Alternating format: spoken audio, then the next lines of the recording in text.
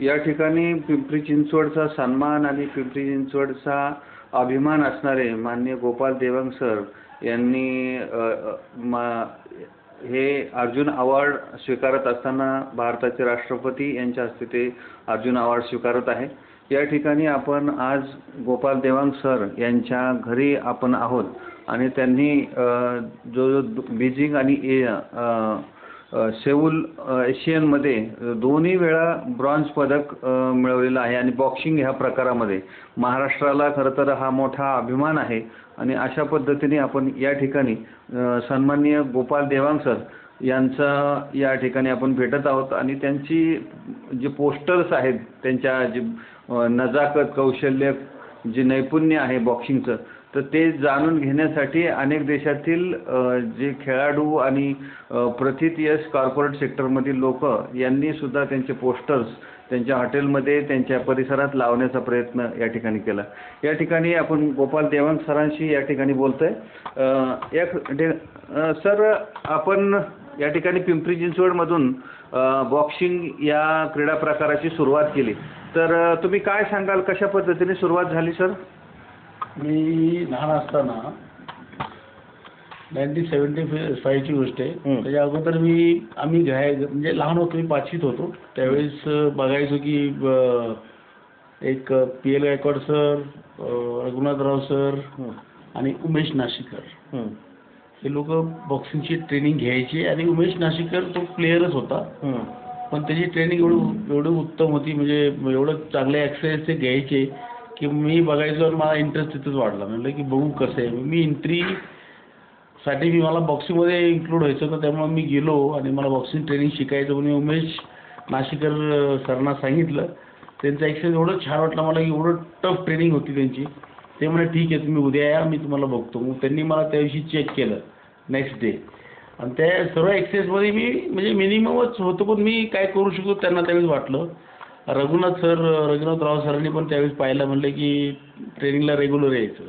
PL Gaikwad sir होते, तिघंही होते आणि त्यानंतर मग मी बॉक्सिंग क्षेत्रात आलो आणि मग मी पहिल्या दिवसापासून म्हणजे जोपर्यंत मी बॉक्सिंग करतो मी खूप हार्ड वर्क केलं, खूप मेहनत घेतली।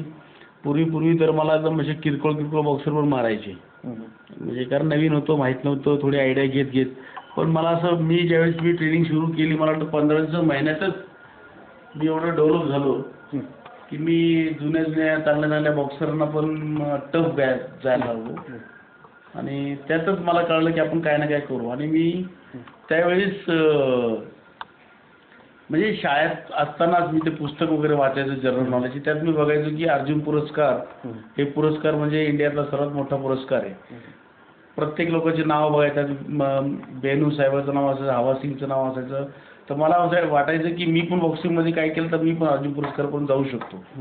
हे मनात त्यावेळेस धरलं होतं मी, म्हणजे वयाचे 10 वर्ष होते आणि त्या काळात म्हणजे बॉक्सिंग खेळता मला बाउट खूप कमी भेटायची खेळायला, म्हणजे कारण माझ्या वेट कॅटेगरीमध्ये मी माझा वेटच 28 kg होतं आणि अबाउट 30 kg बॉक्सिंगला चान्सेस असायचे, वेट वाढायचं नाही। दिल्लीला गेलो, दिल्लीला पण मला 1976ला म्हणजे बाउट नाही भेटली, रडत आलो आणि खर्च नाही म्हणजे पैशात, वडील सर्व्हिसला होते, एकटे करणारे होते आणि खूप मोठा लोक, 4 घरात लोक होते, म्हणजे सर्वांना सांभाळायचं, शाळा वगैरे बघून मला ते जमत नव्हतं। पण मला एन्करेज म्हणजे महत्त्वाचं म्हणजे मला बुस्टअप केलं माझ्या कोच राव सरांनी। त्यांनी म्हणजे त्या काळात म्हणजे त्यांनी दूध काय असेल अडचण आम्ही त्यांना 2 रुपये फीस द्यायचो त्या काळात, पण त्यांनी ते 2 रुपये जर सोडा म्हणजे त्यांनी एवढं खर्च केला आमच्यासाठी।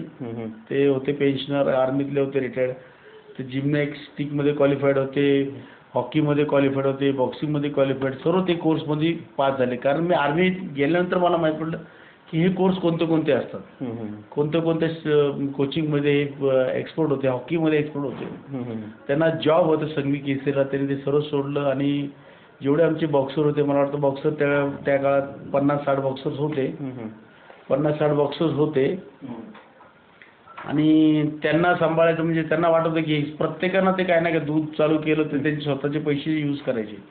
त्या काळामध्ये मी ट्रेनिंग करता मग मी एक स्टेजला आलो, म्हणजे थोडं वजन वाढलं माझं, मग मला रेस्ट करायचो, पळायचो आणि त्या काळामध्ये वेट वाढल्यानंतर मी म्हटलं की आता थोडं आपण लाईट वेटमध्ये खेळू, 60 kg मध्ये खेळून बघू. आणि त्यात पहिल्यांदा मी ज्युनियर असताना, लहान असताना मग मी सिनियर कॅटेगरीवर खेळलो. मला कॉन्फिडन्स त्यावेळी त्या काळात मनोज दर्यानी पुण्यातला सर्वात चांगला बॉक्सर होता, त्याला मी बीट केलं. त्यावेळेस मला कॉन्फिडन्स वाटला की नाही आता मी काही करू शकतो, फक्त मला ट्रेनिंग पाहिजे आणि मला माझे घरचं बॅकग्राऊंड मला सांभाळणारं कोणतरी म्हणजे पाहिजे की माझ्या पैशामध्ये घर पण चालायला पाहिजे आणि मी बॉक्सिंग क्षेत्रामध्ये पण नाव करतो. कोणती संस्था मला करू शकते. त्यावेळेस शिवाजीराव भोसले होते इंटरनॅशनल, ते पण ब्रॉन्झ मेडलिस्ट होते. त्यांनी त्यावेळेस मला पाहिलं. ते म्हणले की सरांशी बोलले, म्हणले की यांना मी आर्मीत घेऊन जातो. त्या काळामध्ये मी दहावीत असताना मी त्या पिरियडमध्ये 10वी ड्रॉप करून मी गेलो आर्मीमध्ये. 1982ला मी ज्युनियर नॅशनल खेळलो आणि मेडल आणला आणि मग मी परत आर्मी जॉईन केलं. आर्मी जॉईन केल्यानंतर मग परत मागं वळून पाहिलं नाही. कोणीही पण असू द्या, कोणत्याही वेट कॅटेगरीचं असलं, फक्त एकच मनात होतं की माझ्या मनात एकच होतं की बॉक्सिंगमध्ये माणूस मरत नाही. हे माझ्या मनात मी ठेवलं होतं की काय होणार होऊन, हाता लागल, पाया लागल, नाक तुटल, हे तुटल, पण आपलं काही ना काही आपल्या आयुष्यामध्ये करायचं असं त्या गोष्टी सहन करायला लागतील. फक्त एवढं निश्चित होतं की मरणार नाही एवढं माहिती होतं. त्या हिशोबाने मेहनत करायचो आणि मग मी कोणते पण बॉक्सर आले मोठे गटातले त्यांच्यावर खेळायचो आणि त्यांना मी टफ जायचो, कधी कधी त्यांना पाडून टाकायचो. असं करता करता माझा कॉन्फिडन्स वाढला आणि पहिल्या वर्षीच 92 नंतर 93ला परत नॅशनल चॅम्पियन झालो. पण 94ला परत ज्युनियर नॅशनल चॅम्पियन झालो. मग परत सिनियर नॅशनल परत 94ला ज्युनियरमध्ये असताना पण सिनियरमध्ये खेळलो आणि 94 to 91 पर्यंत मी चॅम्पियन होत गेलो. आणि त्या काळात कसं कंटिन्युटी नॅशनल प्रत्येक वर्षाची नसायची, गॅप असायचं. तर तसं प्रत्येक वर्ष जर धरलं असतं तर मला वाटतं 10 नॅशनल झाले असते, 9-10 झाले असते. पण माझे 7 झाले आणि 7ही नॅशनल मी गोल्ड मेडल झालो. आणि नॅशनल गेम्समध्ये फर्स्ट नॅशनल गेम्स होती ज्यावेळेस दिल्लीला, ॲक्च्युली फर्स्ट नव्हती, नंतर ते डिक्लेअर झालं. पहिले पण त्याचे एक नॅशनल गेम्स झाले, पण त्यावेळी फर्स्ट नॅशनल गेम्स म्हणून डिक्लेअर मी महाराष्ट्र टीममध्ये सिलेक्ट झालो. तिथं मी बॉक्सिंग खेळलो, म्हणजे 5 दिवस बाउट होती, सर्व नॉकआउट केलं आणि बेस्ट बॉक्सर असा अवॉर्ड भेटला. आणि त्यावेळेस त्यांनी डिक्लेअर केला की बेस्ट बॉक्सरला सुझुकी, म्हणजे बेस्ट प्लेयरला सुझुकी त्यावेळेस नवीन आलती, 1985ची गोष्ट आहे, तर सुझुकी भेटणार. तर मी खूप खुश झालो की मी आता बेस्ट बॉक्सर मला भेटेल. पण ते तसं नव्हतं. ओव्हरऑल मेडल, टोटल मेडल कोणाचे जास्त असतील त्यांनाच दिलं जातं. शिराजी होता एक प्लेअर स्विमिंगचा आणि एक मुलीमध्ये ती अनिता सूद होती. त्या दोघांना ती गाडी भेटली. तर मला वाईट वाटलं की बेस्ट बॉक्सर मला का नाही भेटले. पण नंतर माहीत पडलं की ओव्हरऑल मेडल्स जास्त असेल त्यात, तर माझ्या बॉक्सिंगमध्ये मला एकच मेडल किंवा 2 मेडल भेटू शकतात बेस्ट बॉक्सर म्हणून. त्या व्यतिरिक्त काय नव्हतं. म्हणून पण मन छोटा नाही केला, पण आता पुढं करायचं. पण नंतर एशियन गेम्स, सॅग गेम्समध्ये 3दा गोल्ड झालो. एशियन गेम्सला गेलो. पहिल्या तर मी 1985ची गोष्ट आहे की मी ज्यावेळेस बॉक्सिंगला म्हणजे रिंगवर चढलो, जे वर्ल्ड लेवलचे प्लेयर्स होते, तर जपानचा प्लेअर माझ्यावर होता. तर मला गेल्या मला पहिला पंच लागला आणि मला कारण त्यांचे मुवमेंट्स वगैरे खूप ते ॲडव्हान्समध्ये होते आपल्यापेक्षा. पण मी म्हणलं नाही आता मला लागला आहे पण मी आता सोडणार नाही. असं करता करता मी त्याला पाडलं, काउंट दिले आणि मी जितलो ती बाउट. असं जितलं. तर मग ज्यावेळेस मी ब्रॉन्झ मेडलला आलो, जेवढे माझे बाउट झाले आजपर्यंत म्हणजे इंटरनॅशनलला मी हारलोय, तर मी असं इझिली हारलो नाही. मी 5 जजमधनं मला 2 जजनी जितवलं, 3 त्याला दिलं. म्हणजे क्लोज डिसिजनमध्येच मी हारलो आजपर्यंत. वर्ल्ड चॅम्पियनशिप असेल, वर्ल्ड कप असेल, एशियन गेम्स असेल, प्रत्येकामध्ये माझं रेकॉर्डच चांगला. कारण बाकी लोकांना मी चांगल्या बॉक्सरला मी म्हणजे वाद दिला. आणि काही कॉन्ट्रोवर्सीमुळे मी मागं पण राहिलो. कारण इंडिया आणि पाकिस्तान ही जी कॉन्ट्रोवर्सी भरपूर चालायची. समजा इंडियाचा जिंकलं की पाकिस्तानाला म्हणजे खाली व्हायचे मेडल टेलीमध्ये, अशी गोष्टी घडत राहायची. आणि त्या काळामध्ये माझ्या काळामध्ये अनवर चौधरी म्हणून वर्ल्ड बॉक्सिंगचे प्रेसिडेंट होते. त्यांचे म्हणजे ते पाकिस्तानचे होते. त्यामुळे त्यांना कधीच वाटणार नाही की आपल्या इंडियन बॉक्सर्सनी गोल्ड मेडल घेतलं म्हणजे आपण मागं राहावं. असं त्यांनी त्याच्या ज्या क्षेत्रामध्ये जे बॉक्सिंग फील्डमध्ये त्यांनी भारताच्या बॉक्सरला खूप दाबलं. आज जे दिसतंय की विजेंदर मेडल घेतोय किंवा मॅरी कॉम घेते, हे सर्व गोष्टी का घडतात? कारण आता म्हणजे प्रॉपर डिसिजन व्हायला लागले, म्हणजे गडबड होत नाही आता. बरोबर. कारण आता कोण वरती पाकिस्तानचा कोण बॉस बसला नाही असं काय नाही, आता वेगळ्या देशाचे बसले. बरोबर. त्या काळामध्ये पाकिस्तानचा अनवर चौधरी बरेच वर्ष आमच्या काळापर्यंत होता. आणि आमच्या काळामध्ये होता, त्याला माहिती की एशियन गेम्स मध्ये गोपाल देवाला गोल्ड भेटलं की त्यांची मेडल टॅली खाली जाते. मी हारलो, त्यांना एखादा गोल्ड भेटला पाकिस्तानला, त्यांची मेडल टॅली वर जाते. म्हणजे हे गोष्टी जे असतात प्रेस्टिज इश्यू आणि किंवा देशाचं त्यांचं जे तिथं त्यांना जे पाकिस्तानचे लोक जे त्यांना हे करतात, सपोर्ट करतात, त्यामुळे ते असं घडतं. सर, तुम्ही खरं तर महाराष्ट्राला आणि भारताला सुद्धा एक कसं आहे की थोडासा आक्षेपार्ह गोष्ट आहे की बा तुम्हाला ऑलिम्पिकला जाता नाही आलं. तर ही गोष्टी संदर्भात सर्वसामान्यांच्या मनात शंका आहे की काय त्यावेळेला असं घडलं, तर त्याबद्दल काय सांगाल तुम्ही?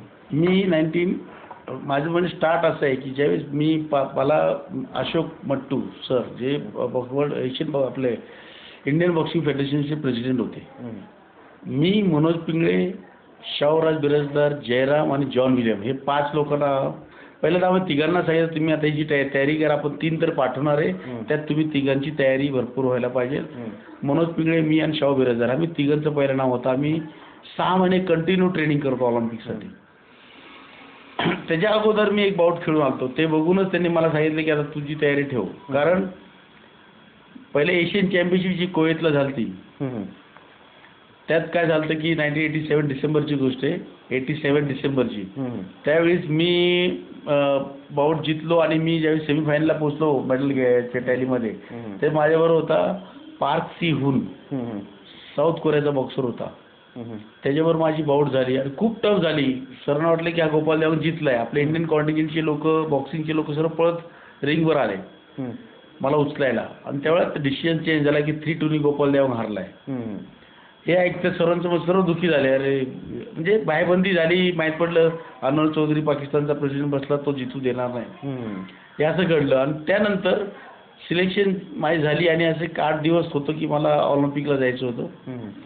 त्या पिरियडमध्ये coaches OP Bhardwaj chief coach, त्यांनी मला ड्रॉप केलं की तू जाऊ शकत नाही. म्हणजे मग त्यानंतर मी रडलो खूप. मी विचारलं काय कारण आहे.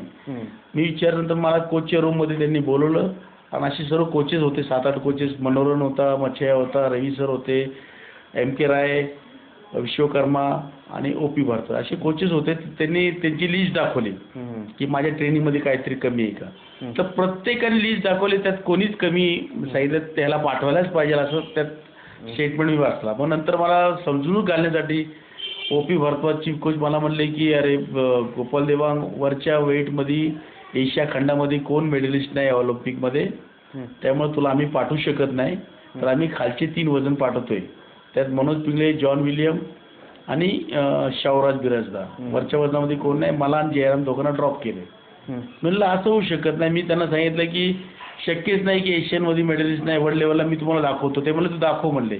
मग मी लायब्ररीत गेलो स्पोर्ट्स लायब्ररीत. त्यातनं मी कारण पुस्तक नेहमी वाचायचो, त्यातनं वर्ल्ड चॅम्पियनशिपचं पुस्तक आणलं आणि मी त्याच्यासमोर ठेवलं. म्हणला हे बघा साऊथ कोरियाचा मेडलिस्ट आहे, एशिया खंडातला आहे, तर मला का पाठवत नाही. तर त्यांनी मला सांगितलं नाही आता झालंय ऑलरेडी आम्ही लिस्ट पाठवली. म्हणलं असं नाही व्हायला पाहिजे, कारण मी एवढी मेहनत केली, मला तुम्ही पाठवायलाच पाहिजे. मग त्यामुळे एकदा डिसिजन वगैरे गोपाल कुछ नाही कर सकते. मग मला त्यांनी लगेच एक 8 दिवसांनी एक टूर होता रशियाचा टूर, म्हणले जेव्हा घुमके आराम करू. मी अपसेट होतो पूर्ण. म्हणलं अरे माझं चान्स गेलाय. आणि त्यानंतर मी ज्यावेळेस रशियाला होतो ट्रेनिंग कम कॉम्पिटिशनला, मी आराम करत होतो कारण माझं मूडच नव्हतं. त्यांनी मला फिरायलाच नेलं की जरा रिलॅक्स माइंड रिलॅक्स होऊन द्या.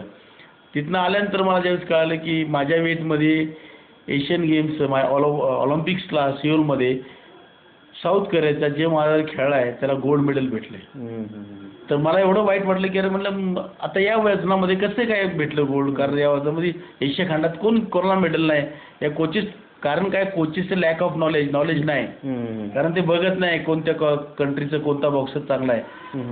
हे जी गोष्टी घडली OP भारद्वाज असताना, मी त्यांना सांगितलं मला आज पण वाईट वाटतं, कारण मी गोल्ड नाही घेतला तर मी कोणत्या तरी पोझिशनला असतो. कारण त्यावेळेस मला वाटतं लेंडर पेसला एकट्याला मेडल भेटलं, मी एक ॲड झालो असतो त्यात. म्हणजे मला सांगा त्यावेळी काळात मला म्हणजे मेडलचे चान्स होते. माझं मन एकदम हे झालं. त्यानंतर पण मी करत राहिलो. मग 89ला परत एशियन चॅम्पियनशिपमध्ये सिल्वर घेतलं मी. असं घेता घेता 92 पर्यंत मी नंतर मला 92 ला पण त्यांनी सांगितलं की आता बस कर, तुझ्या वेटमध्ये आता खूप झालं, आता खूप वर्ष खेळतोय. त्या काळापर्यंत म्हणजे मी अजून पण खेळलो असतो, जिंकलो असतो, पण त्यात पण त्यांनी म्हणजे पॉलिटिक्समध्ये आणले. अशी